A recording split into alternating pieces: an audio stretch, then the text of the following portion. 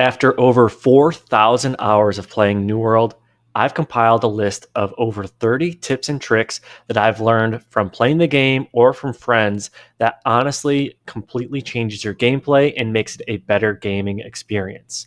Again, these tips are for everyone, regardless if you are brand new to the game, you're going to be playing on console, or if you've honestly have a few thousand of hours yourself, there is something in this video for you. Again, these tips and tricks are not in any specific order, but sit back, enjoy, watch them, and let me know if I missed anything in the comments. With that being said, let's go ahead and jump right in. My first tip is for those of you that are brand new to New World. When you first start the game, you're getting the option to select an archetype, which is essentially the first two weapons that you start the game with. But don't stress, you are not locked into these. Honestly, I wouldn't even worry about the weapon selection because these will change very quickly. Instead, focus on the trade skills. For example, if you want to make money early on, maybe focus on engineering so you can create tools quickly because everyone's going to want to upgrade their tools. Next up, we're talking about the power of the PvP flag. So right now I'm cutting down a tree. I am unflagged in the game, and you can see that I gained a total of 32 XP in the lower left corner. I'm going to go ahead and go back into the city just so I can actually flag myself, just to really show you the overall impact that PvP flagging has with your leveling experience. I highly recommend that if you are just farming some resources or doing some quests, to go ahead and flag up. You probably should be flagged up at all times unless someone just keeps killing you consistently. I gained 76 XP right there. That's over double for being flagged. Again, just do it. It will speed things up quite a bit. This next tip is more so a chart that'll just help you throughout your gameplay. Honestly, it might be helpful to pause the video here and just take a quick screenshot. Throughout Aeternum, you are going to be coming across a range of different enemy types, such as Angry Earth, Lost, Corrupted, and yeah, you get the point. Essentially, every type of mob has a certain type of weakness. For example, that top row, let's say that you are attacking some sort of Angry Earth mob, like one of those large Angry Earth deers that you see in the trailers. It's calling out that slash damage actually is the most effective weapon type. So that means that if you utilize something like a greatsword, a hatchet, or even a great axe, that your light attacks and heavy attacks and your abilities will actually utilize a little bit more damage than the typical weapon, just because it's more effective on that mob type.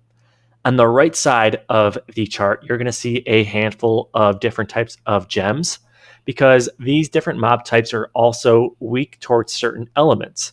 If we stick with the Angry Earth example, you can see that the Ruby, which utilizes fire damage, has more effectiveness on Angry Earth.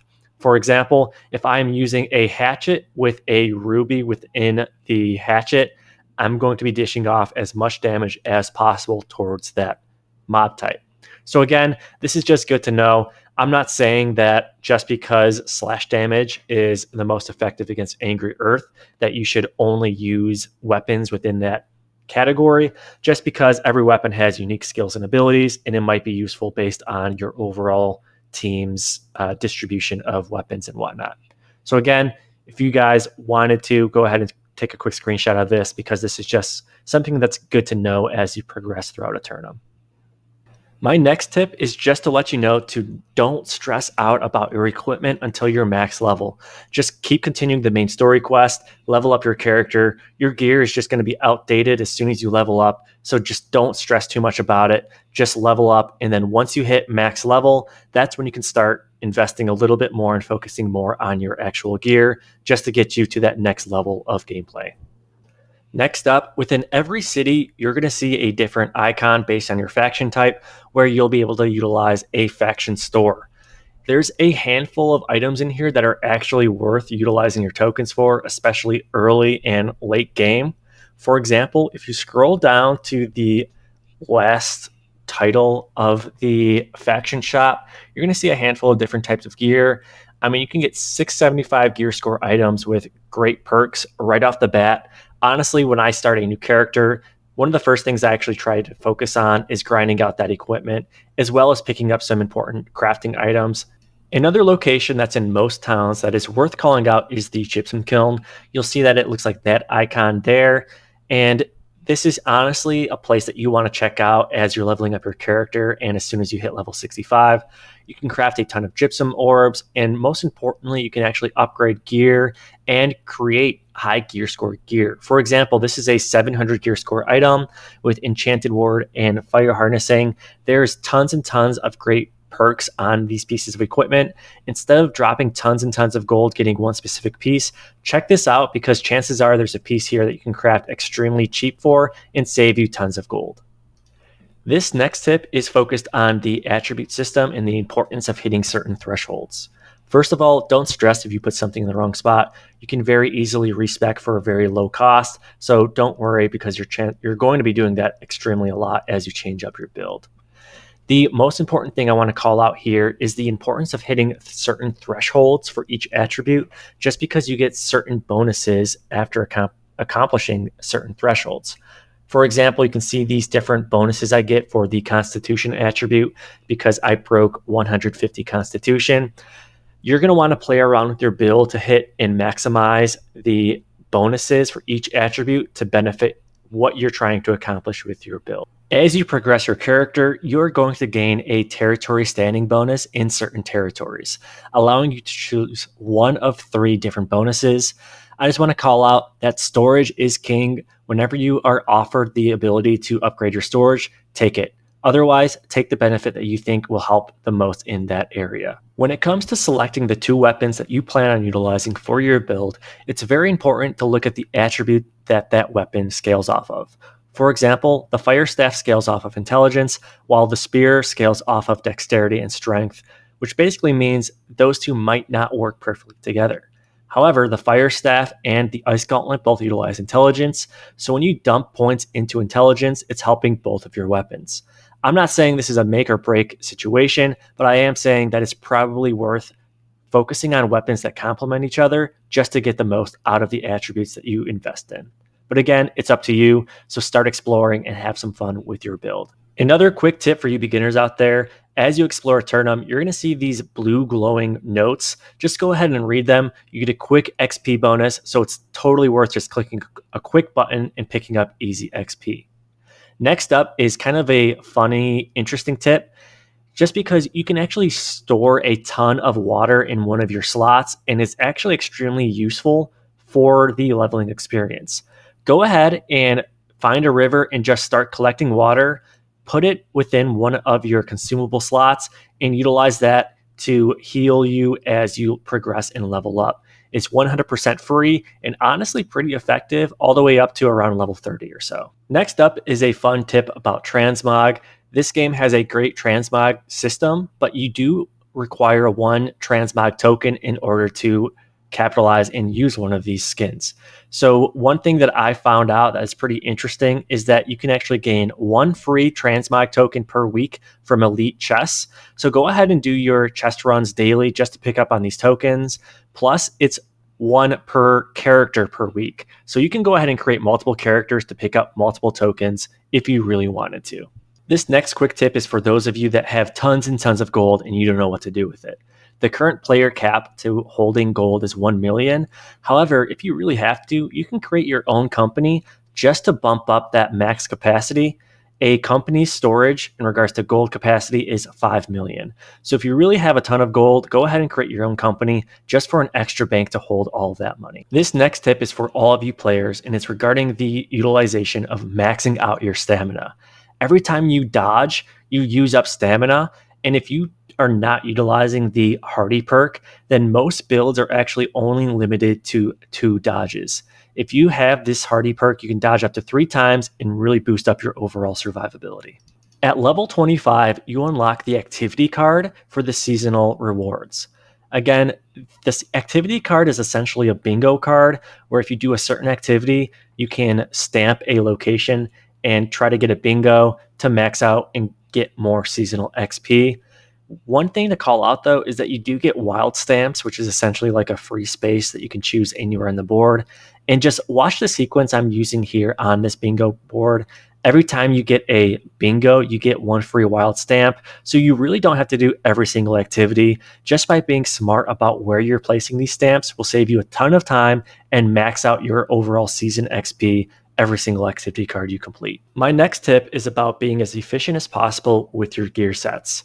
As you play Aeternum, you can unlock more gear sets where you can actually utilize the consumable slots to hold more items. As you can tell, my storage is getting pretty high up, but I can use one of my gear sets just to hold a stack of 100 potions to help my overall inventory space. You can have up to 3 different houses within New World Aeternum, and I highly recommend that you just save your gold and buy the $20,000 house 3 times. Don't even bother with the cheaper houses because you're not going to use them long term.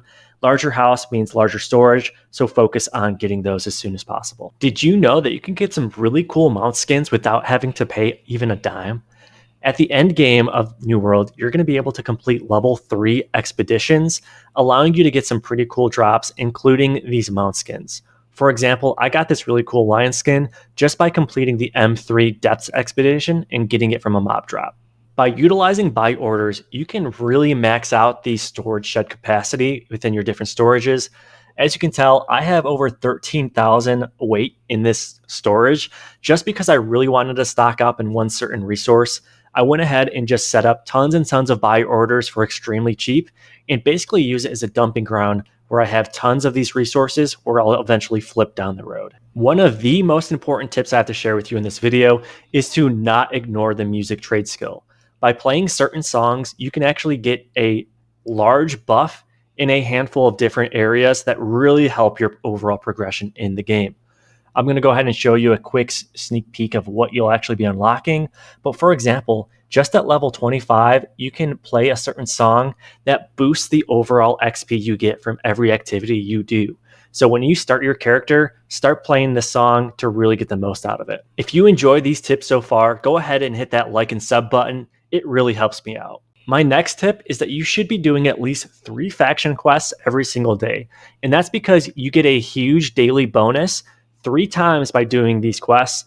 And let's face it, these faction tokens are extremely valuable, so it's worth getting as many as you can as quickly as possible. Next up is a trick I found to really boost up your territory standing in certain areas.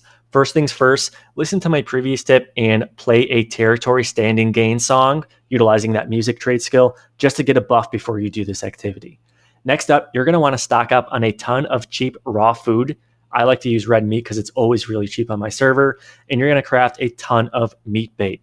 This not only gives you some nice cooking XP, but also a ton of territory standing. For example, you can see I just gained 4K territory XP just by cooking some quick, easy ingredients. And there you go. I just drop it and move on to my day and pick up all of those territory levels just by doing that quick little activity. Next up are some trading post tips that will not only save you a ton of gold, but also help you make it. First things first, let's talk about buy orders. If I'm looking at any item, you can see that there is a default sell price. Right now, they're 0.89. However, if I don't need the item right away, I'll go ahead and submit a buy order. For example, 0.37, I can set up a buy order to get some air emotes. That's like less than half the actual price. So I'll set that up and people will just fulfill my buy order as time goes on. And I'll just gain tons and tons of items for half the actual sell price. So if I really wanted to, I can also resell those for a little bit cheaper and gain a quick profit. Next tip I want to share is really calling out the overall utilization of filters on the trading posts. Now, as you create your builds, you're going to need very specific items at very specific gear scores. For example, I'm going to go ahead and look for something for my bruiser build, and I want to make sure I have the health perk and grit ward, as well as a item that has the strength attribute on it. So utilizing these filters, I'm going to see everything that's posted, what price it's at, what gear score it is based on my filter, and I can pick and choose very easily without having to go through pages and pages to find that perfect piece. I can even take that a step further, and let's say if I want a specific weight of an item, like a piece of heavy armor that has these attributes, I can filter that way and get exactly what I'm looking for, just so I can speed up that process and not waste time looking for something very, very specific. And look at that. I actually just had a buy order filled That's more items and just a proof point that this actually works.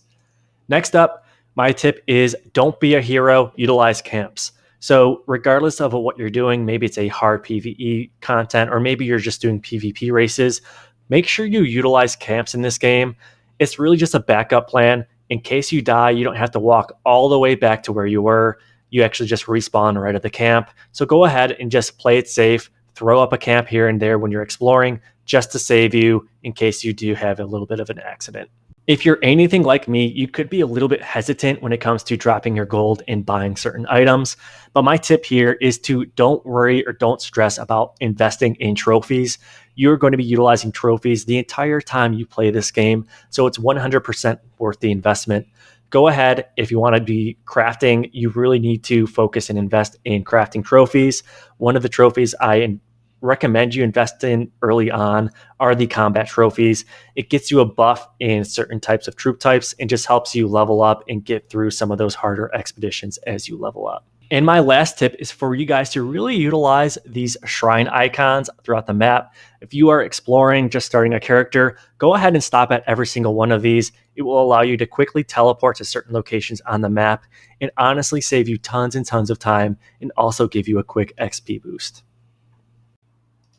And there you go. There's over 30 tips that I've collected and compiled into this one video that helped me in my New World experience over the last several thousand hours. Again, this game is amazing and it's very, very large and there's tons of things to do. If you do play this game and you have a tip that I did not include in this video, please include it in the comments below because I'm sure a lot of fellow New World players will greatly appreciate it. Other than that, if you learned something or actually enjoyed this video or even made it this far in the video, I wanted to say thank you and please consider giving it a like and subscribe. I have a lot more New World content coming soon, so be sure to stay on the lookout for that. Other than that, another way you can help support this channel and its overall growth is by becoming a member. By becoming a member, you will unlock certain emotes that you can utilize in the chat, as well as gain exclusive content ahead of everyone else, which is especially helpful when it comes to some of the trading post gold making hacks that I've got coming down the road, especially once fresh start servers come up. So again, thanks for watching, and I'll catch you guys later, and I'll see you soon in Aeternum. See ya.